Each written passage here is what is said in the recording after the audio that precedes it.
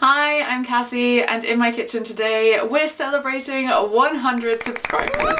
I know that 100 doesn't seem like that much in the grand scheme of YouTube, but it's really exciting to me that I can share my recipes with 100 other people, and I'm so glad that you find them useful enough that you keep coming back. This is really cool for me because I do try my best to put out the best and most interesting recipes for you. So today, as my gift for you for supporting me, I'm going to show you how to make one of the most indulgent but easiest dessert recipes that you can make. And that is Japanese Nama Chocolate.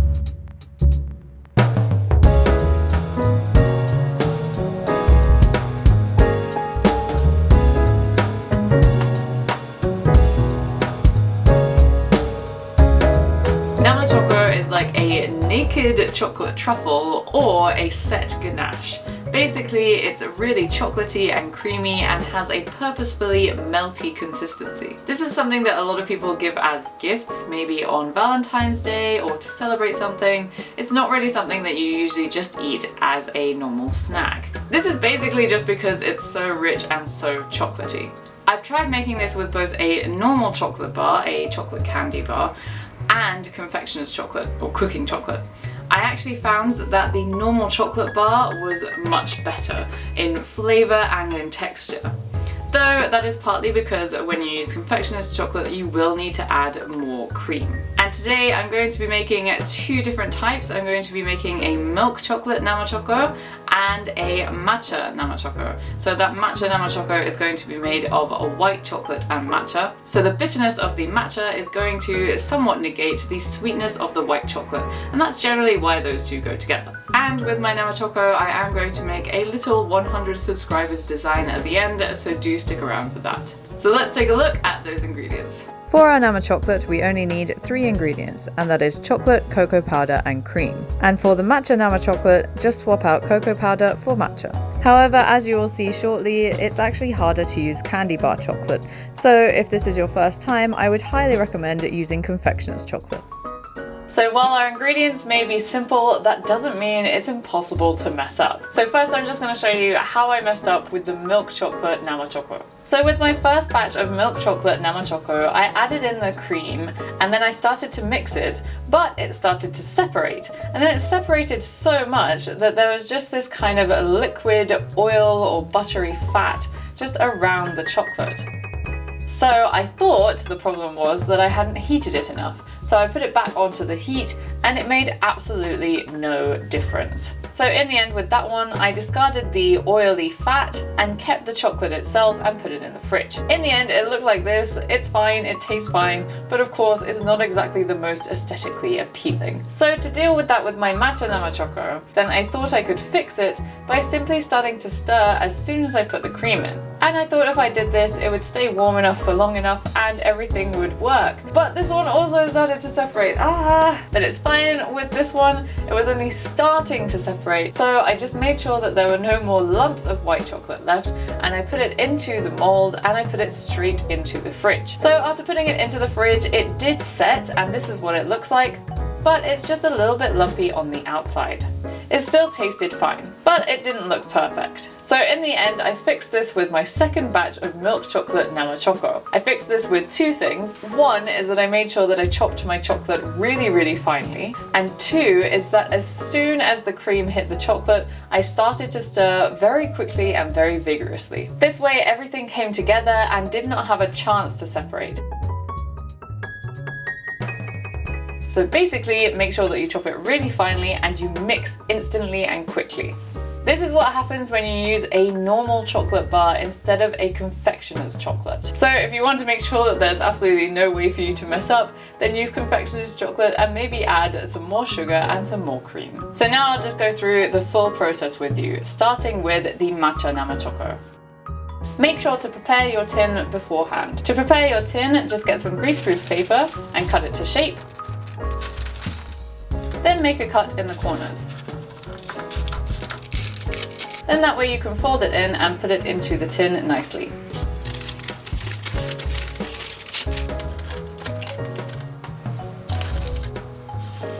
So first up, we're going to sift our matcha into our heat-proof bowl. Then we're going to chop up our white chocolate.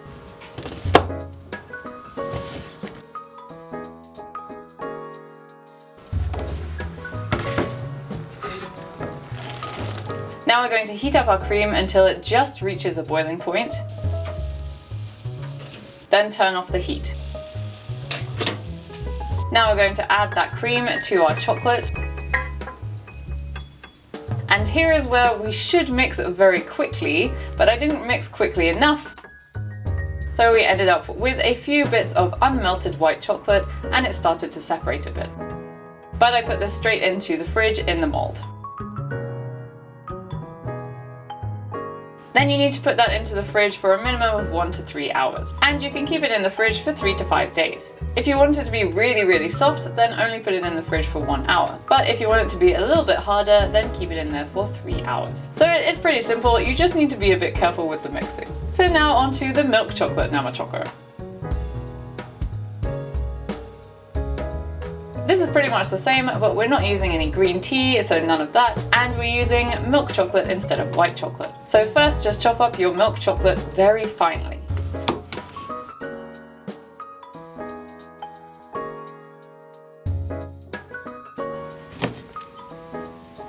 And put that into your heat-proof bowl. Then heat up your cream. And once it just reaches a boiling point, turn it off and put it into your chocolate. And stir immediately, quickly, and vigorously.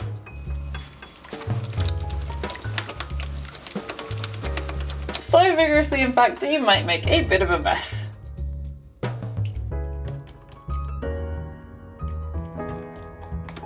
And look at that. There we go. After 2 tries, I finally made it nice and silky smooth. Then put that into your pre-prepared tin.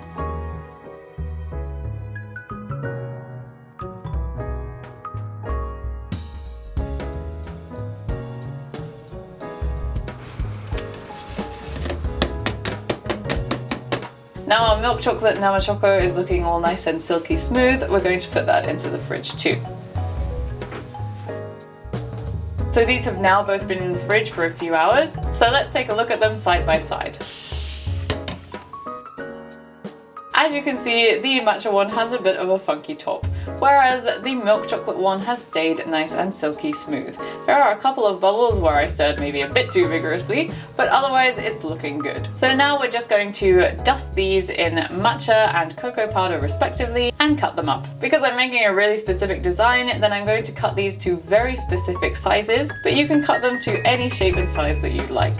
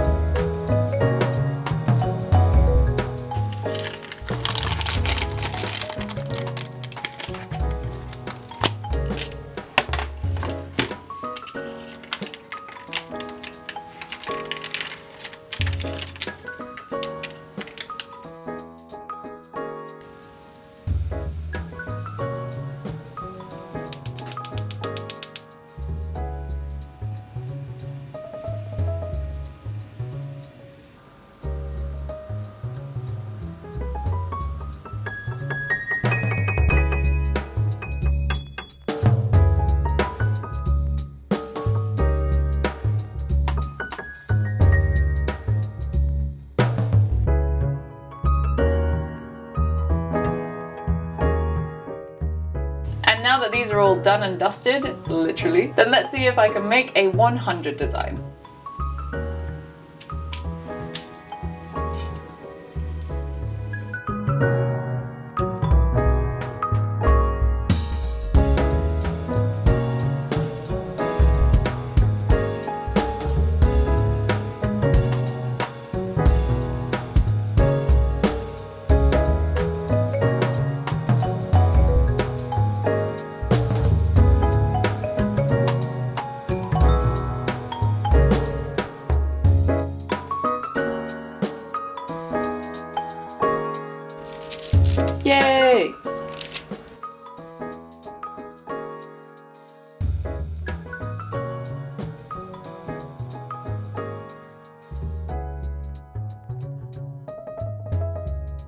So that concludes our Nama Chocolate recipe for today, but I just wanted to thank you once again for subscribing and sharing and doing my recipes. It's really exciting for me when I see a comment or just a little thumbs up, so I'm just really grateful. So once again, thank you so much, but that's it for today, so as always, I'll see you next Sunday.